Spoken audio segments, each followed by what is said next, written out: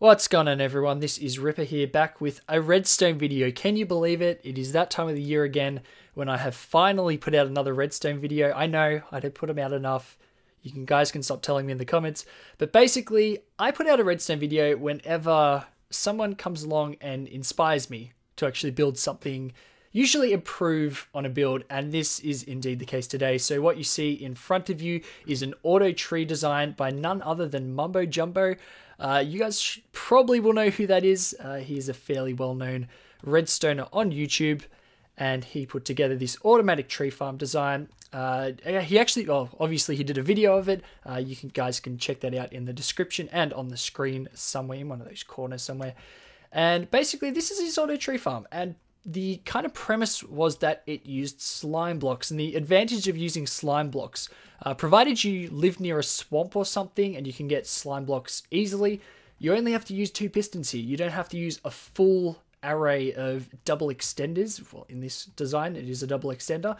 You don't have to use a full array of these, and that's very, very useful. You can save on a lot of redstone and resources, and iron especially, using this method. So basically what this does, let's get rid of these wood blocks. I'm not really sure why they're there. This design, automatic tree farm. So you turn on this, it's your automatic bone meal dispenser. You put your sapling here, and we'll back up a bit. And you can see that there. Why is that not going? I must have mucked up the redstone there or something. I have a feeling I may have altered the redstone. Maybe I have in there, but that should not be happening. Whatever. So basically you can see the kind of speed of it, and I kind of looked at it and I said, you know, this is a bit too slow for my liking. So I'm accepting Mumbo's challenge of making this better, a bit faster, a bit smaller. You can see all these repeaters in here that not for me, not to my liking. I don't like using all of these repeaters and stuff in here. So basically, the premise for my design was I was going to get rid of at least this double extender, because this is what's slowing it down. The double extenders, they need time to extend and especially retract. That takes a fair few game ticks. So with that in mind, I went off and tried to create my own design. So for convenience's sake, I went ahead and built my design right next to Mumbo's, so you can see it on the left here. And looking at the size of the 2 designs, you can tell it is a great deal smaller than Mumbo's design just by looking at them. Very much smaller, and we'll have a quick fly around you so you can have a good look at it. As you can see, it may look a bit complex. It's not as complex as it seems, but it is a great deal smaller than Mumbo's. So that is pretty much the design, guys. That's really all there is to it. But what I want to do now is kind of take you through the thought process and the kind of things I did differently to Mumbo in building this. First, I want to mention that Mumbo said he may do a tutorial on a design or a better design for his auto tree farm. So I'm going to leave that up to him if he wants to do a tutorial on this. So I will not immediately right now, but if he leaves it and doesn't want to do a tutorial on it, I am more than happy to do a tutorial on it later. So just letting you guys know that. So what I'm going to do is just go through the kind of things you can see here, and basically the main thing with Mumbo's design was that he did not have any pistons next to slime blocks, because of course if you have a piston next to a slime block and the piston pushes, this piston down here pushes, the pistons will move with the slime blocks, and thus the design is broken.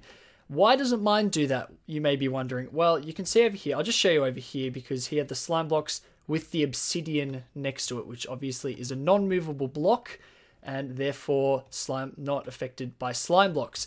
Now that's the main thing here. An obsidian block is a non-movable block, which is not affected by slime blocks.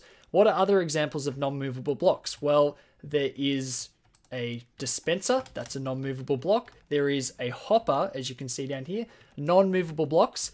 Another example of a non-movable block is an extended piston. Now basically what happens here is, if you watch, I'm going to actually do a dry test of this. So we're going to place a block here, and you can see that these pistons are extended. So when the slime blocks extend, these pistons are not affected, as you can see. So the extended pistons are not affected by the slime block because they are a non-movable block. And basically when this retracts, I've made sure, well, actually on the retraction process, it doesn't matter. So this retracts, it doesn't really matter. And you can see these things extend in the final process as well. So it kind of is a double use. They don't get affected by the slime blocks like this, and they also serve to push the wood out in this direction. So it's kind of neat to have a double purpose. And the other couple of problems I ran into was basically this repeater here. I'm going to break this block. This repeater here basically drives the whole system. As you can see, we place the block there, it goes through, powers the whole auto tree farm. I could not do this because of the wood blocks here. So what I did was just use a T-bud basically. You can see here, it extends, and when you update it again, it retracts just as that, and it has like a falling edge trigger in there, and basically stuff I'm not going to go into in this video. The other one problem I've had is, why is this leaf block here? Well, when you grow a tree, very, very occasionally, you can grow a tree, I shouldn't have done that. Basically, it'll be wood there, and then the leaf will, or the leaves will occupy this block, and when they decay, if they decay, they will actually update this piston and kind of ruin the whole system. So basically, what I've done to circumvent this is just place a man-made leaf block there, which of course do not decay, and basically you just have to remember never to break this block or you'll ruin the entire system. You know, no pressure. So that just about wraps this one up, guys. And as I mentioned, if Mumbo wants to do a tutorial on this, I'm more than happy for him to do one. If not, I'll do a tutorial on this, of course. Only if you guys want it, of course, let me know in the comments if this is something you would like to see a tutorial on. And I wouldn't blame you if you want to have a look at how this works, because I am very proud of this design. I'm actually very, very proud of it. It's one of those rare moments when I put together a design and everything just works, and it's really nice. So I'm very proud of this.